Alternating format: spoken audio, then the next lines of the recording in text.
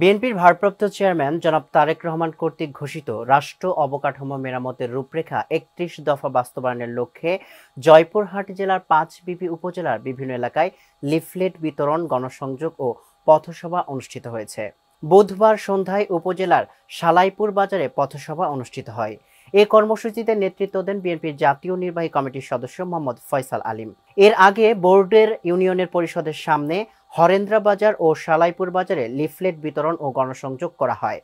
পথসভায় স্থানীয় ও উপজেলা বিএনপির নেতাকর্মীরা উপস্থিত থেকে ৩১ দফা বাস্তবায়নের প্রয়োজনীয়তা জনগণের মাঝে তুলে ধরেন।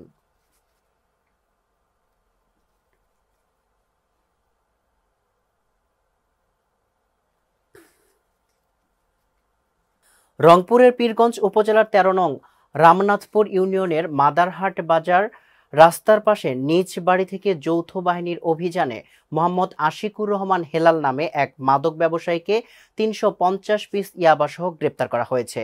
এ অভিযানে অংশ নেন রংপুর ৬৬ পদাতিক ডিভিশনের অধীনস্থ ৭২ পদাতিক brigadier ৩৪ east Bengal Pirganj army ক্যাম্পের সেনা সদস্য ও পীরগঞ্জ থানা পুলিশ। বুধবার রাতে শুরু হওয়া অভিযানে সেনাবাহিনীর ১৬ সদস্যের একটি টহল দল এবং পুলিশের ৬ সদস্যের অংশগ্রহণ করেন। অভিযান চলাকালে মাদারহাট বাজারের নিজ বাড়ি থেকে আটক করা হয় তার কাছ থেকে ৩৫০ পিস ইয়াবা ট্যাবলেট সহ ১৫ গ্রাম গাঁজা, ২টি মোবাইল ও ইয়াবা সেবনে প্রচুর সরঞ্জাম উদ্ধার করা হয়।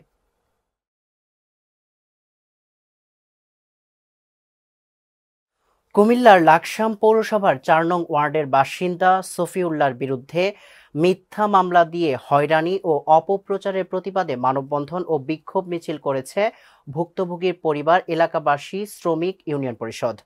বুধবার দুপুরে লাকসাম বাইপাস এলাকায় এ মানববন্ধন ও বিক্ষোভ মিছিল অনুষ্ঠিত হয়। মানববন্ধনে বক্তব্য রাখেন ভুক্তভোগী শফিউল্লাহ, এলাকাবাসী ও বিভিন্ন সংগঠনের নেতাকর্মীরা। এ সময় শফিউল্লাহর বিরুদ্ধে সিএনজি ড্রাইভার আব্দুর রহিমকে দিয়ে জোরপূর্বক চাঁদাবাজির মামলা, সোশ্যাল মিডিয়ায় অপপ্রচার ও মিথ্যা মামলার কারণে বাংলাদেশ জাতীয়তাবাদী দল বিএনপির যুবদল থেকে বহিষ্কার করার তীব্র নিন্দা ও প্রতিবাদ জানানো হয়।